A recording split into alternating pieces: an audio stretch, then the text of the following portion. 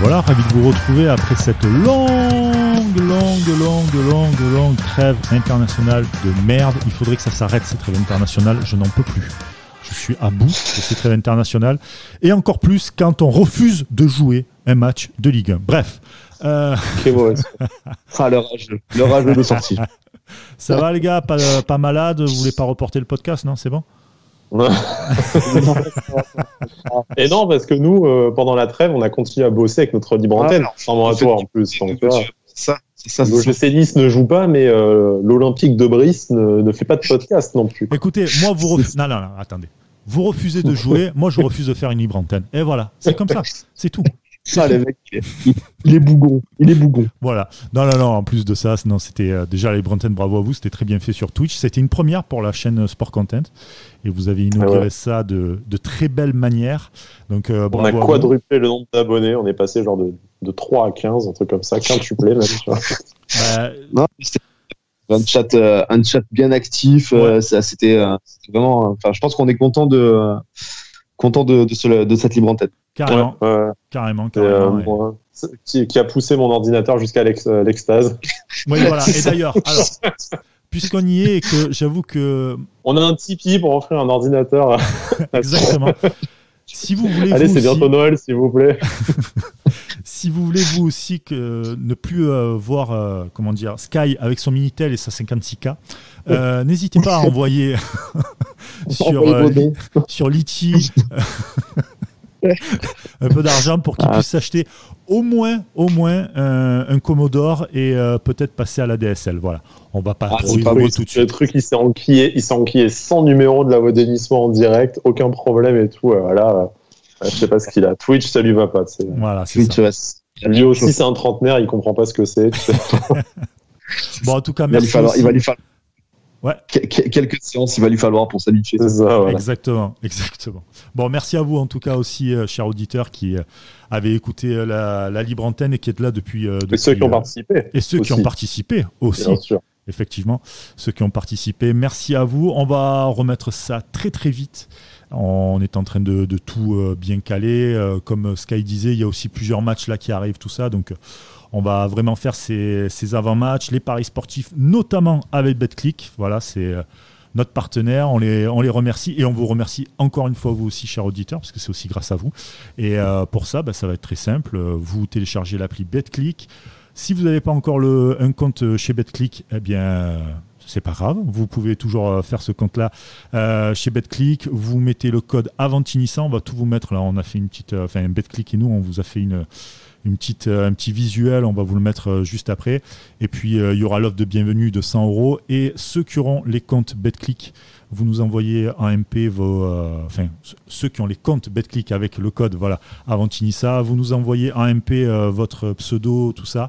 Et puis, on vous offrira des freebets, des maillots, des jeux vidéo. Ça va arriver courant décembre.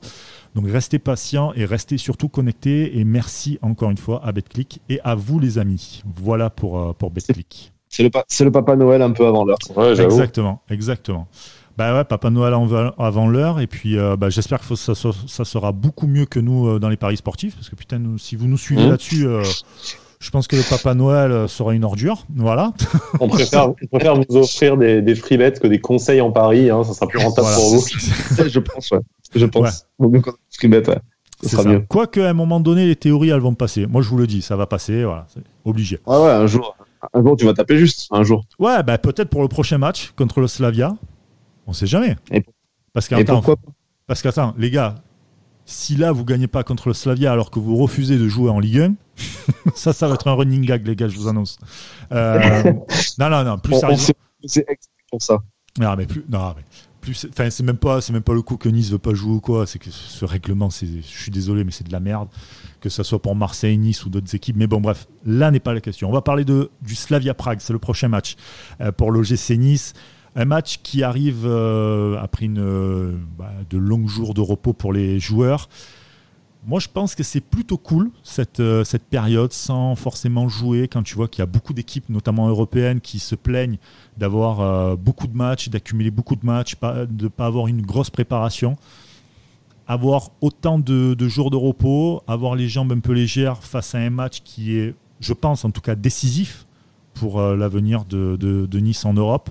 Finalement, je me dis que c'est un mal pour un bien. Parce que le coup du rythme et tout, je veux bien, mais au moins tu es focus sur ce match-là.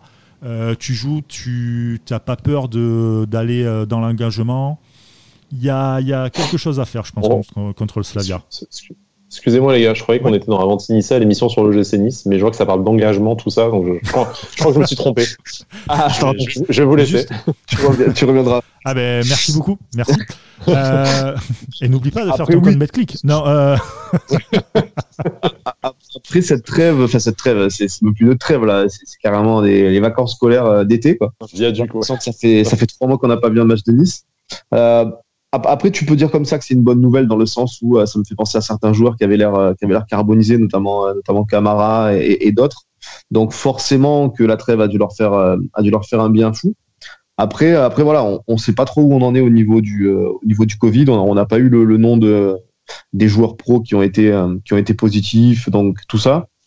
On sait pas trop quelle tête aura notre équipe jeudi. Maintenant, à voir. Hein, si tout le monde a repris correctement, que tout le monde est plus ou moins négatif et que tout va bien, on pourra dire que ça a été un repos et que tout le monde, comme tu as dit, Brice, tout le monde est focus sur le Slavia. Moi, je suis désolé, hein, mais je suis absolument pas d'accord. Je veux dire, tu joues justement un match décisif après plus ou moins 3 semaines sans compétition. On sait qu'en plus, on a une équipe qui a du mal à se mettre et même pas dans le rythme physique. Ça, après le Covid, on n'est pas médecin et même les médecins ont du mal à mesurer l'impact. Mais il y a eu une interview de Fred Joria dont on va parler après sur le sujet. Mais on sait qu'on a une équipe qui a du mal à se mettre dans l'intensité, on va dire, plutôt que le rythme des matchs de Coupe d'Europe. Là, on va affronter une équipe qui est en pleine bourre. Moi, je pense qu'on risque, si on ne fait pas très attention, on risque de voler en éclats dans le premier quart d'heure, le temps de se mettre un peu en phase avec l'enjeu, de reprendre les marques et tout. Moi, à mon avis, on va se faire... tu risques d'exploser en vol très très vite face à une équipe qui, elle, est, comme je disais, en pleine bourre, qui a plus d'expérience, plus de rythme, plus de confiance. Et toi, tu vas arriver sans aucune certitude, ni physique à cause du Covid, dans le jeu encore moins, parce qu'en plus, c'est une trêve qui arrive après une semaine catastrophique niveau résultat et niveau prestation. C'est vraiment une très très grosse inconnue. Donc moi, je suis pas sûr de ne pas avoir enchaîné la compétition et un match ce week-end, fût-il contre Marseille où on avait assez peu de chances de l'emporter. Ça c'est pas sûr.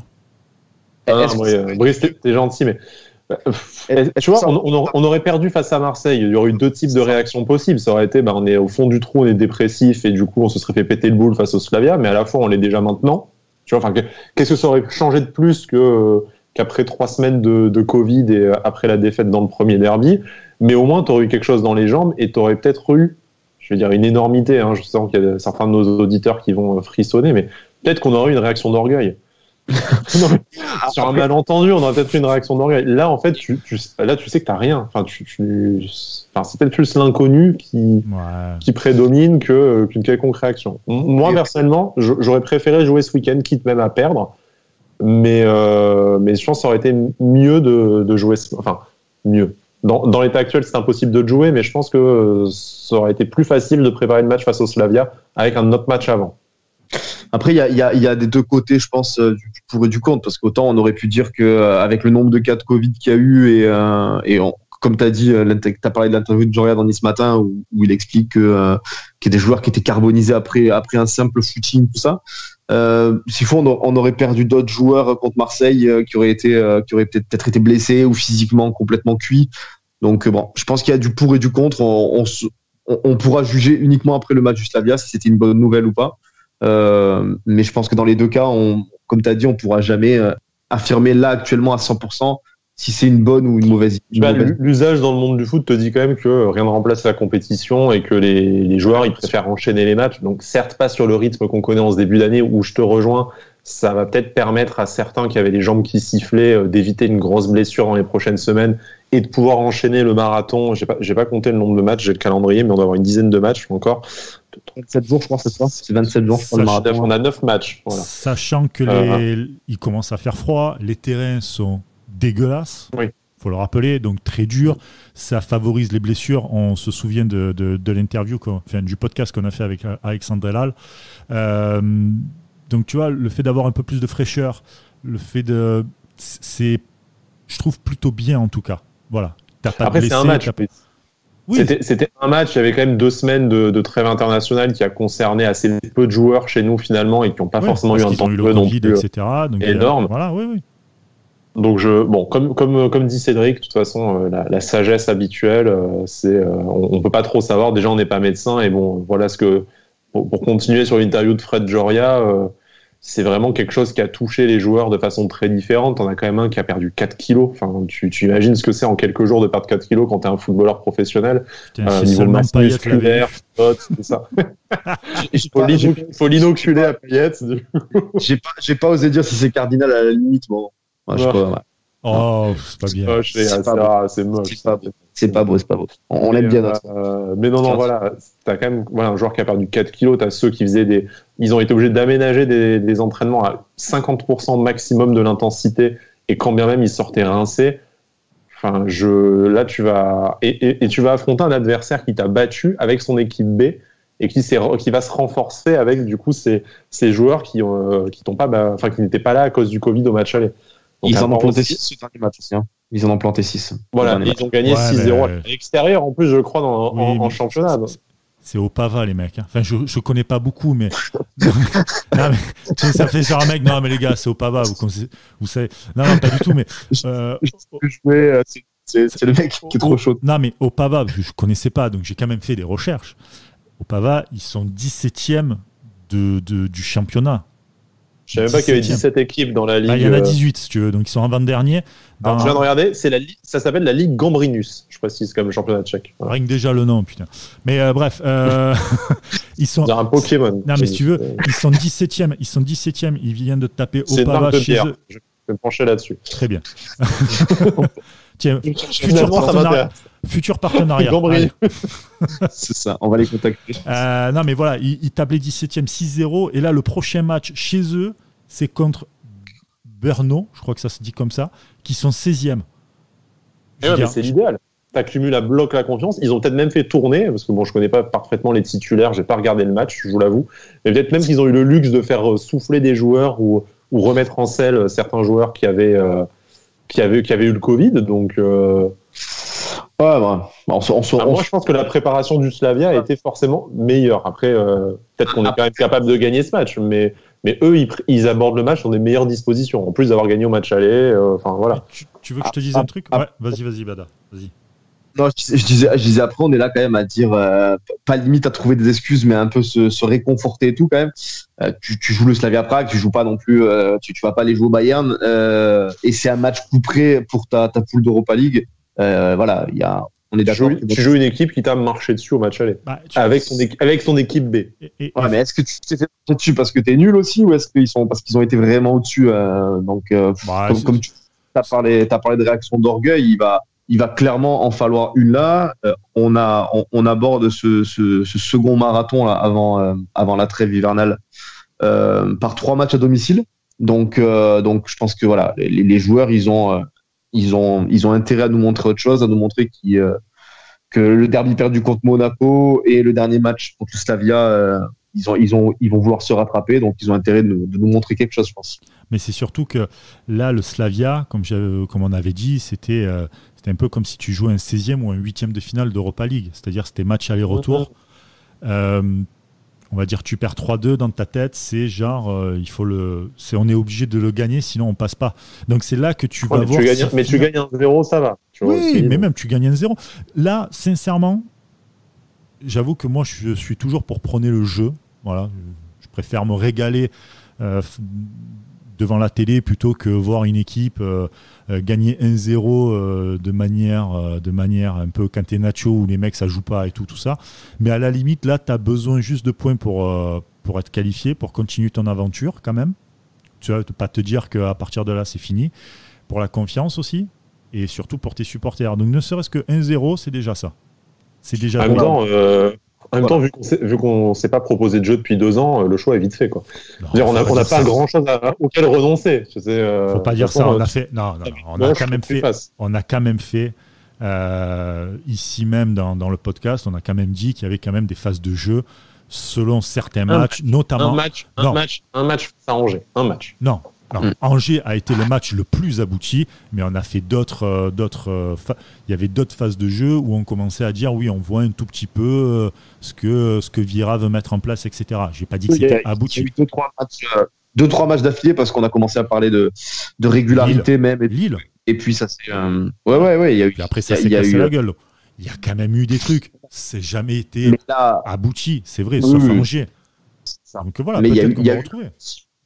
Il y a eu du mieux et un peu plus de régularité que ce qu'on avait vu, mais au final on s'est rendu compte ensuite avec le Slavia et Monaco qu'on continue à faire le yo-yo au niveau de... En fait, au lieu de faire des phases de 1 match positif, on fait des phases de 2 matchs, quoi. Donc, c'est ça. C'est sûr, il y a un peu plus de régularité. À la limite, tu vois, pour moi, le match de Slavia, tu te dis, bon, tu as une équipe européenne, c'est une Coupe d'Europe, peut-être que tu as des joueurs qui ont pour le moment pas ce niveau-là, mais c'est pas grave, t'apprends, ça va, c'est l'Europa League, c'est pas l'objectif de Nice d'aller gagner l'Europa League ou d'aller le plus loin possible pour le moment. Non, voilà. Mais tu fais bien de parler d'objectifs, parce que moi je voudrais quand même vous brancher là-dessus. Ah, vas-y. Je me suis un peu pris la tête, bon, amicalement avec c'est bizarre. Nice. Ouais, c'est pas mon genre en plus, hein, tu vois. Ouais. Non, mais amicalement quand même, je sais quand même de rester courtois toujours. Un peu pris la tête avec d'autres supporters niçois qui me disaient non mais de toute façon l'Europa League on s'en fout, c'est un bonus. Mais enfin, alors déjà jamais de la vie. Si on en est à se qualifier pour l'Europa League et pour ne pas la jouer, laissons la place à Lyon la prochaine fois, tu vois. Et en plus, c'est pas moi qui le dis, connard de supporter exigeant qui se souvient pas d'où l'on vient. C'est Julien Fournier qui te dit on n'y va pas pour faire du tourisme, on a des vraies ambitions sportives dedans. L'ambition, c'est pas de la gagner, je suis d'accord, mais entre passer en 16e et la gagner, t'as une dizaine de matchs, tu vois. Voilà. Et Jean-Pierre River qui est quand même avare en objectif d'habitude, hein, tu vois, c'est quand même pas le genre de président à te mettre la pression et tout, qui dit l'objectif, c'est même pas l'objectif, il dit il faut sortir des poules, il faut se qualifier en 16e de finale. C'est un minimum. On a l'équipe pour, on a eu le tirage pour, même si on n'a jamais dit que ça allait être facile, mais quand tu vois ce que Lille a quand tu vois ce que Lille a tiré en Europa League, en étant dans le chapeau 4 également, on s'en est bien sorti. Mais Lille a plus d'expérience que vous. Mais je te dis pas que c'est plus facile pour nous de nous qualifier que Lille. Je te dis juste que quand tu vois le tirage de Nice, le tirage de Lille, on peut s'estimer un peu chanceux au tirage. Ah, carrément. Tu vois, sans dire que c'est facile et qu'on allait rouler sur la poule. On avait dit déjà de toute façon que la qualif se jouerait dans la double confrontation face au Slavia. On y est. Donc c'était assez évident. Même nous, on l'avait deviné. Donc voilà. Mais voilà, l'Europa League, c'est un vrai objectif. Et on en parlera peut-être plus tôt dans le match après. Mais peut-être que tu as aussi une partie de l'avenir de Patrick Vieira qui se joue jeudi. C'est-à-dire, si le gars ne te fait pas sortir... si tu finis dernier de ta poule en Europa League, moi, ça risque de jouer très clairement sur les perspectives d'une prolongation. S'il te fait sortir et que tu fais 8e de finale d'Europa League, tu auras un peu plus de mal à t'en débarrasser pour moi. Moi, je pense vraiment que ça risque de faire partie de la réflexion du board. Après, il y a le truc aussi quand même que tu regardes la poule actuellement, c'est un peu miraculeux parce que tu as fait déjà 2 défaites en 3 matchs. Et pourtant, ça c'est n'importe quoi parce que tu gagnes jeudi contre le Slavia et imaginons Leverkusen perd contre Beersheva, tu te retrouves à 4 équipes à 6 points à 2 journées de la fin. Donc on est clairement pas lâché du tout dans la poule, mais on l'avait dit. Mais là, le Slavia est en tête, donc en fait, si tu gagnes pas, c'est foutu, quoi. Ou alors, si tu fais un nul, ça t'oblige à finir par 2 victoires sans garantie de passer. Donc, mais là, je pense qu'il reste 3 matchs, dont 2 matchs à domicile à la suite contre Slavia et Leverkusen, si je dis pas de bêtises, et on finit à Beersheva. Mais clairement, sur les 3 derniers matchs, il faut pas perdre en fait. Je pense que ça passe par là. Voilà. 6 points, je pense que 6 points, ça peut suffire, mais ça dépend de qui tu les prends pour la confrontation directe. Ça dépendra des autres matchs aussi. Ouais, c'est pour ça que ça peut suffire. Mais 6 points, si tu inclus 3 points face au Slavia, ça peut passer. Ouais, c'est ça. De toute façon, voilà, je pense que. Mais 7, c'est mieux, je suis d'accord. Forcément. Ouais, il faut battre le Slavia jeudi et Beersheva au dernier match. Et puis après, peut-être que le match contre Leverkusen, t'es à la maison. Bon, il y aura personne, mais t'es à la maison, on sait jamais. Tu prends un point ou quoi, voilà. Je pense que 7 points, t'es obligatoirement qualifié, à moins d'un, je sais pas ce qui peut se passer. Mais peut-être 6, ça peut suffire, ouais. Je vous coupe 2 minutes. Il y a Sky qui vient de m'envoyer je viens à peine de regarder ça. Sky en parlant m'a envoyé les cotes pour les paris sportifs, on va y venir pour ce match-là. Je me suis enflammé sur les cotes. J'ai sorti une cote à plus de 8. Mais frère, qu'est-ce qui t'arrive? Il y a une cote à 8,20. Qu'est-ce que tu as? On m'a parlé de Freebet, donc. Bien sûr, il est dur, le gars, il est chaud. Il a entendu partenariat Betclic, il a dit il envoie à la maison. Voilà, qu'est-ce qu'il y a? Ah ouais, carrément. Voilà, donc vous le savez, il y a une cote à 8,20 pour notre cher ami l'écureuil Sky. Incroyable. Je viens de lire ça, ce que tu vas m'envoyer là à l'instant. Incroyable. Bon, par contre, il va falloir qu'on parle vite fait d'un truc. Tiens, on va passer tout de suite au paris sportif avec Betclic. Le Slavia, tu mises le Slavia, toi? Ah bah oui. Pour toutes les raisons que j'ai dit dans l'émission, mais on a une équipe qui va être abîmée physiquement par le Covid. On a une grosse incertitude sur qui on va aligner. Mais qui est Marseillais dans l'équipe là? Qui est l'ennemi juré? Sérieux? Incroyable quoi. J'ai entendu sa voix, elle était fébrile et tout. Il était choqué quoi. Ah ouais. Ouais d'accord, ok. Non mais Slavia 2,45. Voilà. Bon, ok, très bien. Et putain, je suis sur le cul que tu mises le Slavia. Je pensais que t'allais tout mettre sur Nice, mon petit Sky. Incroyable. Non, c'est bon. Bada, toi, tu mets Nice comme moi. Ouais, si on n'espère pas là, on n'espère plus, donc. On n'espère plus. Désolé. C'est quel optimisme. Non, mais moi, voilà, j'espère aller. Il en faut bien un des deux optimistes, alors ça va être moi. J'ai pris Nice à 2,72 si ça n'a pas bougé. Voilà. Très bien, ok, Nice 2,72 comme moi. Au niveau des buteurs, tiens, tu as changé mon petit Sky. C'est que maintenant, tu as mis Jeffrey Adélaïde, côté à 4,13. Ouais, vu que je tombe jamais juste, je tente des coups de folie. Donc, non, mais pourquoi pas? J'ai failli mettre le but de Dante vu la cote à 10, mais en fait, je me suis dit que bon. C'est un peu dommage de perdre de l'argent quand même. Oui, là-dessus, ouais, c'est un peu compliqué. Je préfère y croire un peu quelques minutes quand même. Mais pourquoi pas, sur un malentendu. Mais non, en tout cas, Jeffrey Adélaïde, ouais, franchement, ça se défend. Une petite frappe de loin. Oui, voilà, c'est ça. C'est ça. Franchement, ça se défend. Je pense qu'en plus de ça, le Slavia va jouer. Je pense qu'ils vont jouer assez bloc bas, donc ça va être très compliqué de les passer. Donc ouais, tu sais, une petite frappe de loin, un peu détournée ou quoi, franchement. Un magnifique coup franc comme avec les espoirs. Et puis, on a vu qu'il tirait bien. Comme dirait Paga, en tout cas, on te le souhaite. Bada, toi, tu mises qui? Moi, j'ai pris Gouiri. Oh, la spéciale Gouiri. Elle est super belle, la cote de 87, c'est ça? Je trouve que voilà, c'est notre valeur sûre en Europa League et cette saison tout court, en fait, on pourrait dire même. Mais voilà, je trouve que la cote, elle est belle, donc pourquoi s'en priver, j'ai envie de dire. Ah bah oui, franchement. Évidemment. Ouais, évidemment. Et moi, je mets Dolberg, 2,77. C'est un joueur que je critique énormément. Mais comme je vous ai dit tout à l'heure dans la discussion qu'on a, je ne sais pas pourquoi je le sens partir. Je sens qu'il veut se casser de Nice. Je ne sais pas pourquoi, je le sens comme ça.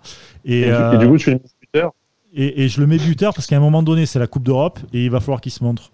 Donc pour avoir les meilleurs clubs. Donc pour moi, c'est buteur et même si je le taille parce que je trouve qu'il est pas bon réellement là actuellement, hein, je parle.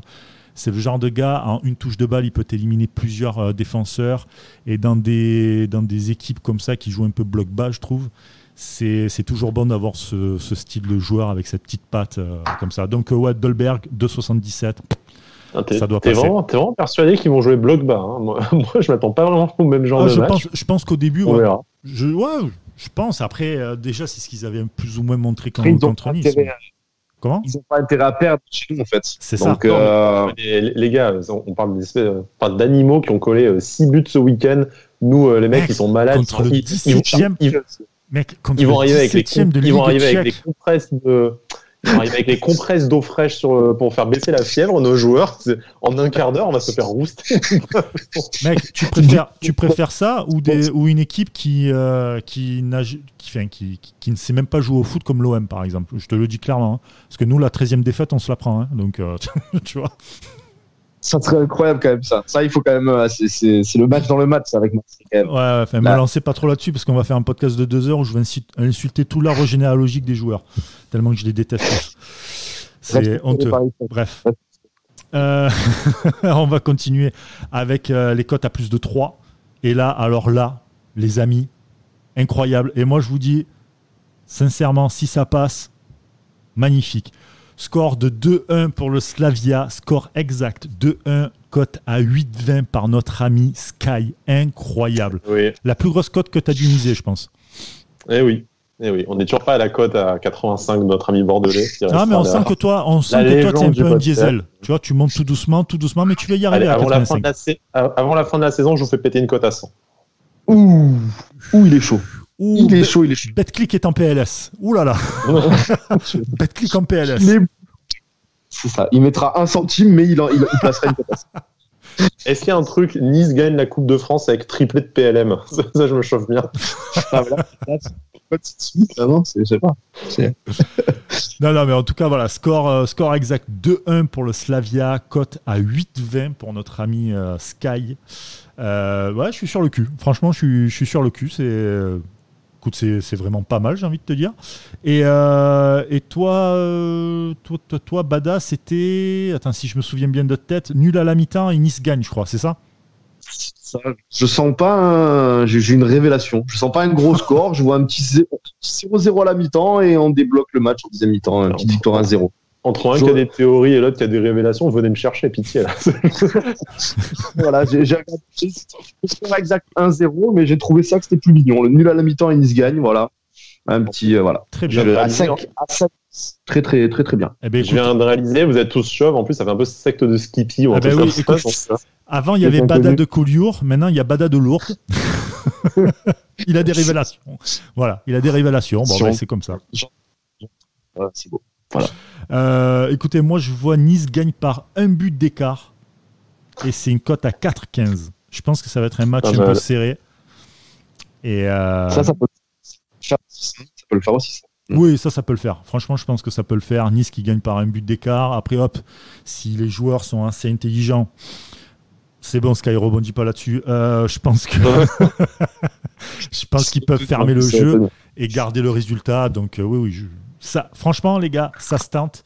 Donc, cote à 4,15 chez nos amis de BetClick. Et je vous rappelle évidemment que vous pouvez ouvrir un compte chez BetClick avec le code AVANTINISA et nous envoyer votre login, votre login, voilà, en MP pour gagner plus tard des free bets, des maillots de foot et des jeux vidéo. Voilà, les amis. On va terminer ce podcast là-dessus, j'ai envie de vous dire. On va terminer sur ces belles paroles en espérant une victoire de Nice en Europa League pour essayer de se relancer. En espérant que l'Europa League ne soit pas terminée, justement. Exactement. Écoute, voilà, on va voir. On va même faire un sondage, les amis. Soit l'Europa League c'est terminé et on fera plus de libre antenne sur Twitch, parce que forcément il y aura plus de place. Soit sinon, vous voulez que ça continue la libre antenne. Choix cornélien à choisir, les gars. Donc, entre Avantinissa ou l'Europa League. Voilà, c'est à vous de choisir. S'il vous plaît, si on peut faire un peu plus de Coupe d'Europe, d'avoir des théories fumeuses pour vous, c'est peut-être mieux. C'est que ça peut être une bonne nouvelle. Ça peut être une bonne nouvelle pour vous. Bon, les amis, en tout cas, merci beaucoup. Content d'avoir refait ce podcast parce que ça faisait un petit moment. Donc, ravi de vous avoir tous retrouvés. On se dit à très vite pour un nouveau podcast d'Avantinissa et peut-être bientôt même une libre antenne Avantinissa. Ciao les amis et à bientôt. Ciao tout le monde. Ciao.